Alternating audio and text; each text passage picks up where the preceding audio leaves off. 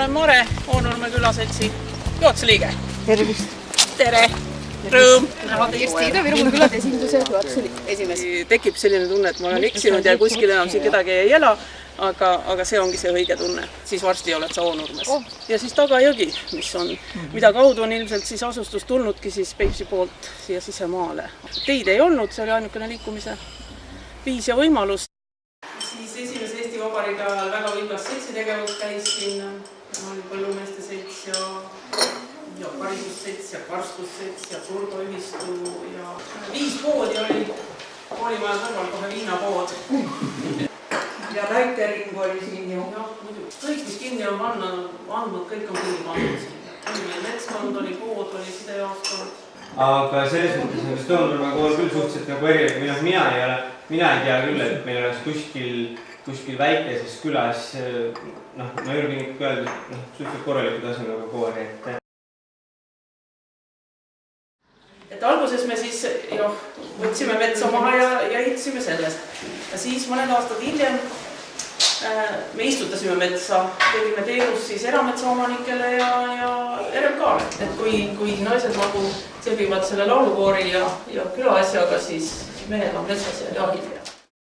Andnud uue elu majale just see loodushariduskeskus. Nii meeldiv oli kuulda, et selleks, et ellu jääda, on nad käinud lausa giidide kursustel, et hakata läbi viima noortele lastele õuesõpet ja tutvustada seda loodust, seda ümbritsevat elu, mis siin tegelikult looduses toimub. Külaselts ja segakoor on 2 asja, mis võivad väikse küla elama panna ja ei lase neil igavusse jääda. Siin on siis Põhja-Eesti kostüüm, natuke see Kirde-Eesti siis varjuditega, särk on nagu tüüpiline Kirde-Eestile. Tegi mehele kostüümi loodis, et saab ära võetud, aga... Ei, see läkski jah, et me mehega käisime koos ja lauluproovis ja tema alati hädatas, et tema pole kunagi rahvaliidid selga panna ja siis selle klausliga me sinna kursustele läksin ja siis tegin talle komplekti ja siis tegin endale komplekti ja siis sealt edasi läksin. Et see jääb nagu selja peale siis rippuma, et sellega läheb ikka päris... Minema ka veel niimoodi. Mis on kaua aegad. Päris, kes talunaine muidugi tahtis kõike seda jäljendada. Ja tema käepäraste vahendika tegi musta villasega. Aga kellelgi vähegi jõukust oli, see lasi siidiga tikkida. Osa. Aga Kodukandil on väga tore traditsioon nende külade nominantidele kinkida üks puu. Ja kuna teil on oma mets olemas, siis kindlasti sellest puust saab alguse üks suur uus mets. Ja selle puu on siis toredalt sponsorluse korras Kodukandile andnud Nurgatalu puukool, nii et kui te tahate ilusaid puid saada, siis palun Nurgatalu puukooli minna. Aga kuna teil on metsa maa olemas, 50 aastat kasvab vähemalt. Aitäh! Väga väärtuslik kiingit. Aga siis on selline raamat, mis on kasuteliselt värske hoiualadega Jõed Virumaa number 1, kus on siis küla ajalugu päris põhjalikult sees, et ta siis nüüd jagab seda kotisisu teistega või ei jaga.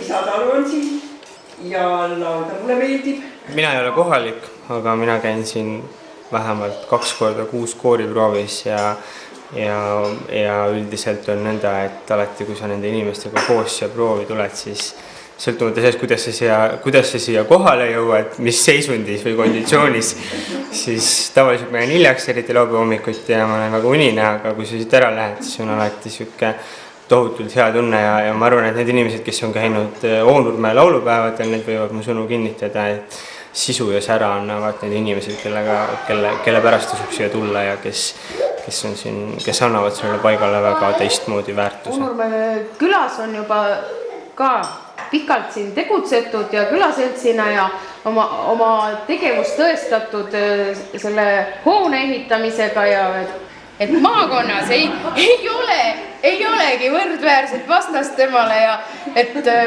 ma usun, et see on päris hea valik, mis meil seekord Ida-Virumaalt tulema saab, et pakub kindlasti konkurentsi vabariigi teistele küladele. Aktiivne külaselts on see asi, mis siin seda asja koos hoiab. Nagu näha, maja on korda tehtud ja eks koor on kindlasti üks asi, mis nagu seda seda on motivaator tegemaks niisuguse asja. Aga jah, minu jaoks isiklikult üks siin ongi see hobi ilmselt hoiab siin käimas. No miks Oonurme võiks aastakülaks saada? No ma arvan, et ikkagi sellepärast eelkõige, et seda entusiasmi nagu tunnustada, et ma arvan, et me siin omalt poolt oleme teinud selle, mis vähegi võimalik on, eks ole. Me ei suuda nagu seda peatada, et rahvast läheb siit, et vanad inimesed kaovad ja noored ei leia võib-olla siin tegevust, eks ole, seda me ei suuda muuta, aga mis meie võimuses on olnud, seda me oleme alati teinud. Ja kindlasti on see tegevus seotud nende inimestega, kes siit pärit on, näiteks samamoodi see koori tegevus on ikkagi võimalik olnud ainult tänu sellele, et see tantsulajasid pärit on. Ja ta on tahtnud meiega koos tegutseda. Väga kenasti käima lükanud oma kogukonna teenuse. Väga omapärane küla, väga omapärane koht ja jõudu ja jaksu neile edasi.